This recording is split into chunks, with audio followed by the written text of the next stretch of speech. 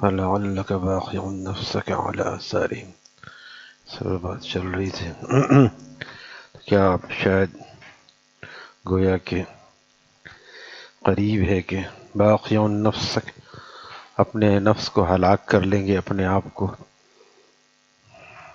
اس چیز کے پیچھے کہ یہ لوگ ایمان نہیں لاتے قرآن پر، اللہ پر۔ یہ نبی علیہ السلام کی فکر تھی، آپ کا غم تھا، آپ کی کڑھن تھی، اسفا اس افسوس میں کہ یہ لوگ ایمان کیوں نہیں لاتے۔ آج ہر ایک کو کمانے کی ٹینشن ہے، اولاد کی ٹینشن ہے، ساری نہیں ہے تو دین کے پھیلانے کوئی غم نہیں ہے، ٹینشن تو دور کی چیز، کوئی غم اور فکر بھی نہیں کہ میری ذات سے اللہ تعالیٰ کا کوئی دین پھیل جائے۔ کبھی چلتے چلاتے کوئی ایسا کام کر دینا، یہ تو کرتا ہی ہے مسلمان، لیکن اس فکر کو اوڑھنا، اور اس کا یہ ضروری نہیں کہ ہر آدمی مبلغ ہو، بیانات کرے، بلکہ وہ ایسے مجمع کے ساتھ جڑ جائے تو بس وہ انشاءاللہ وہ بھی مبلغین میں شامل ہے۔ ایسے مجمع کے ساتھ جڑ جائے، کسی اللہ والے کے پاس رہ کے یہ درد حاصل کرے، یہ درد دل، درد صادق ہونا چاہیے، صرف زبان کے بول سے نہیں ہوتا، دل کی کیفیت بھی درکار ہے۔ شاہ اسماعیل شہید رحمہ اللہ تعالی جو جا کے کوٹھے پہ انہوں نے آواز لگائی تھی، مشہور قصہ، کوٹھے پہ آواز لگائی جا، کوٹھا کیا ہوتا تھا؟ چکلے پر جہاں فاحشہ عورتیں ہوتی تھی۔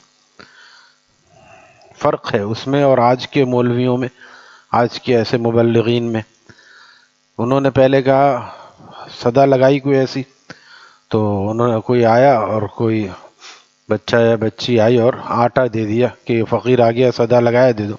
ایسے لوگ زیادہ دیتے ہیں، جو اول فول کام کرتے ہیں نا، وہ زیادہ دیتے ہیں تاکہ ہمارے گناہ معاف ہو جائیں، حالانکہ اس سے گناہ معاف نہیں ہوتے۔ بہرحال عمل تو نیک ہے، لیکن یہ کیونکہ آمدنی حرام ہے، لہذا عمل کو نیک کہنا بھی مشکل ہے، یہ تو اللہ ہی جانتا ہے۔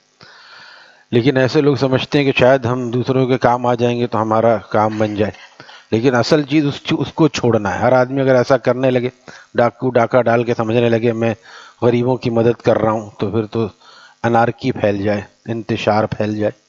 اسی طرح حرام آمدنی سے صدقہ و خیرات کا کوئی ثواب نہیں ہے، یہ سمجھنا چاہیے۔ تو بہرحال وہ کوئی آیا بچہ بچی، اور اس نے تو حضرت نے فرمایا کہ یہ فقیر پہلے صدا لگاتا ہے، کچھ بات سناتا ہے، پھر بھیک لیتا ہے۔ سب عورتوں سے کہیں پردہ کریں، فقیر پہلے صدا لگائے گا۔ پھر حضرت شاہ اسماعیل شہید رحمہ اللہ تعالیٰ نے سورہ تکویر پڑھی، سورہ انفطار پڑھی، تلاوت بھی ایسی تھی، قرآن بھی ایسا پڑھتے تھے سمجھ کے اور دل کی گہرائی سے۔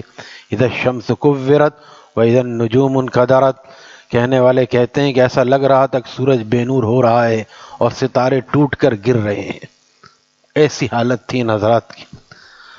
پھر اس پر مختصر سا بیان فرمایا کہ سب کو مرنا ہے، اللہ کے پاس جانا ہے، یہ دھندے چھوڑ دو، یہ گناہ چھوڑ دو۔ وہ فاحشہ عورتیں، انہوں نے توبہ کر لی، سچی توبہ۔ پھر وہ ان کے ساتھ میدان جہاد تک گئیں، ایسی توبہ کی، ایسی نہیں بس توبہ کر لی۔ آج کل توبہ بھی کرتے ہیں تو بس صرف اتنے بڑے گناہ سے توبہ کر لی، باقی زندگی ویسے ہی، پوری زندگی انہوں نے باقاعدہ شرعی پردہ کر لیا۔ تو ہمارے حضرت والا رحمہ اللہ تعالیٰ فرماتے تھے مزاحاً کہ میر صاحب جیسے لوگ ان کے پاس ہوں گے جن کا نکاح نہیں ہوا تھا، انہوں نے ان کا نکاح بھی کرا دیا اس سے۔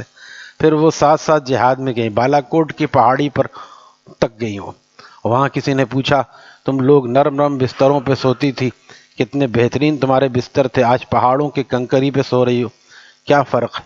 نے کہا کہ ہمیں اللہ تعالیٰ نے اس کی برکت سے، حضرت شاہ اسماعیل شہید رحمہ اللہ تعالیٰ کی برکت سے ایسا ایمان و یقین دیا ہے کہ اگر ان پہاڑوں پہ رکھ دیا جائے تو وہ لرزہ براندام ہو جائے۔ تو یہ ان حضرات کا ایک حال اور کیفیت تھی۔ اس پر بھی انہوں نے یہ نہیں کہ سب بیٹھ جاؤ سامنے، مجھے کچھ نہیں ہوتا، میں اس مقام پہ پہنچ گیا ہوں۔ یہ بزرگ نہیں ہے جو ایسا کہتا ہے کہ میرے لیے لڑکی اور لکڑی برابر ہے، یہ بزرگوں کا کلام نہیں ہو سکتا۔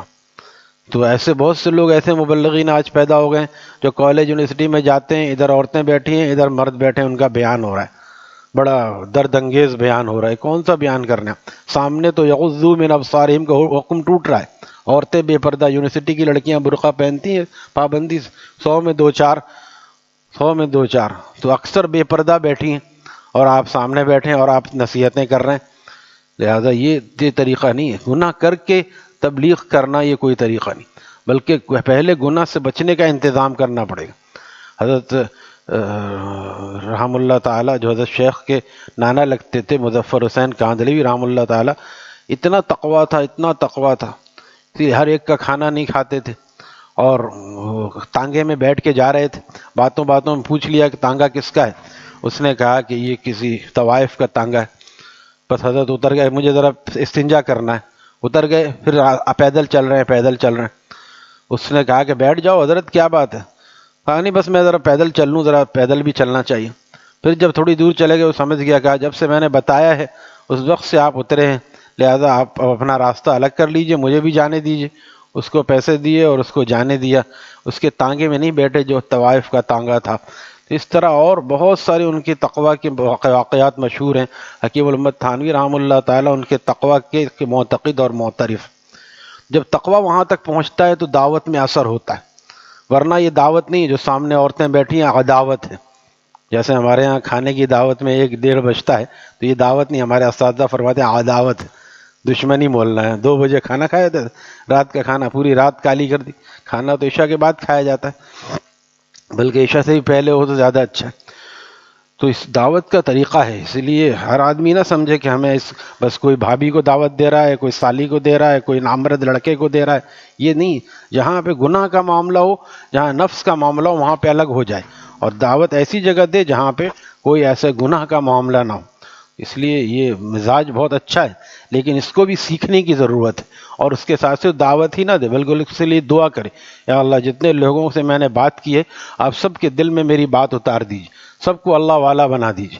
اللہ والے صرف بیان نہیں کرتے بلکہ اس کے لیے دعا بھی کرتے ہیں. بعضوں نے حضرت کے سامنے بیٹھتے تھے، داڑھی نہیں تھی، 3 سال تک بیٹھتے تھے، داڑھی نہیں تھی، اور حضرت کا بیان تو شاید ہی کوئی بیان ایسا خالی جاتا ہو جس میں ظاہری گناہوں کے بارے میں نہ ہوتا ہو. لیکن وہ بھی بیٹھتے تھے. حضرت نے ان کو الگ سے کبھی نہیں کہا کہ تم بیٹھتے تو ہو، داڑھی رکھتے نہیں، صحیح سے ملتے اچھی طرح. جب انہوں نے داڑھی رکھ لی تو پھر حضرت نے میر صاحب رحمہ اللہ تعالیٰ سے فرمایا کہ اس ظالم نے مجھے 3 سال رلایا ہے. یعنی میں اللہ سے روتا ہوں یا اللہ اس کو اللہ والا بنا دی. یہ اب سن رہا ہے، لیکن سننا دلیل ہے کہ اس کے دل میں نیکی ہے. یہ بھی بات سننا بھی دلیل ہے کہ اس کے دل میں نیکی ہے. زبردستی جلدی مت کرو، جب وقت آئے گا. حضرت مولانا الیاس صاحب سے ہی منقول ہے کہ کسی نوجوان کو انہوں نے داڑھی کا جلدی کہہ دیا. اس زمانے میں یہ امر معروف کے ساتھ نہیں عن المنکر بھی کرتے تھے. آج نہیں عن المنکر کو لوگوں نے چھوڑ دیا کہ نہیں ایسی ٹوکنا نہیں چاہیے ورنہ لوگ بھاگ جاتے. بھئی جب وہ آ رہا ہے مستقل اور وہ سمجھ رہا ہے، جڑ رہا ہے، تو اس کو کوئی بات بتانی چاہیے. اس کو پتہ نہیں، لیکن وہ اس میں جلدی ہو گئی اور اس لڑکے کو کہہ دیا بیٹا لڑکے تیرے چہرے پہ سنت کا نور کیوں نہیں آیا ابھی تک. بس وہ دوسرے دن جو گیا تو پھر نہیں آیا. تو کسی حضرت نے پوچھا چند دن بعد، یاد بھی نہیں رہا کہ وہ نوجوان نہیں آ رہا ہے جو دہلی سے آتا تھا. تو کسی مرید نے بتایا آپ نے جب سے اس سے یہ کہا تھا نا، جب سے اس نے آنا چھوڑ دیا. تو حضرت نے کیا عمدہ جملہ فرمایا، ہائے کچے توے پہ روٹی ڈال دی، کچے توے پہ روٹی ڈال دی. لیکن وہ ابھی ایسا تھا اللہ والوں کی بات. جب پوری داڑھی رکھ لی پھر آیا دکھانے کے لیے الحمدللہ آپ نے کہا تھا اب میں آپ کے سامنے آ گیا.